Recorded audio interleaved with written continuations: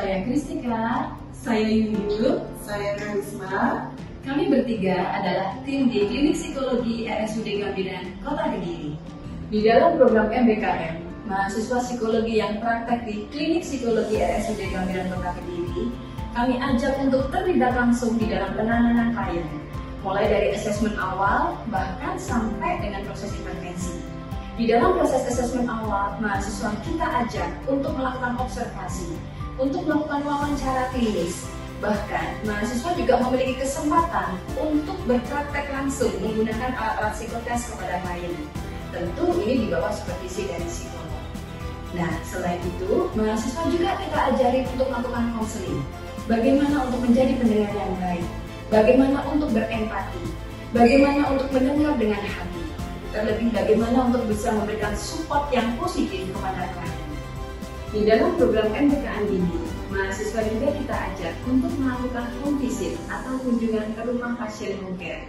Dengan melakukan home visit, mengunjungi pasien di rumahnya, mahasiswa menjadi tahu secara nyata bagaimana kehidupan klien kita, bagaimana kondisi lingkungannya, bagaimana kondisi rumahnya, bagaimana kondisi status sosial ekonominya, sehingga mahasiswa belajar secara komprehensif untuk melihat kondisi psikososial yang tentu berpengaruh pada aspek psikologis dari klien. Selain itu, mahasiswa belajar bahwa di rumah sakit ini kita harus berkolaborasi dengan berbagai profesi, sehingga mahasiswa belajar dan kita ajak untuk juga berkolaborasi dengan profesi yang lain.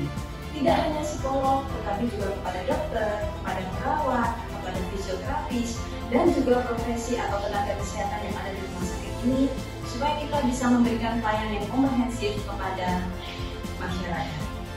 Mahasiswa juga kita ajak dan kita libatkan di dalam koordinasi dengan lintas sektor. Seperti contoh di dalam kasus penanganan kekerasan pada anak. Mahasiswa kita ajak untuk berkoordinasi dengan Dinas Perlindungan Perempuan dan Anak maupun dengan APH, aparat penegak hukum, dalam hal ini kepolisian dan kejaksaan.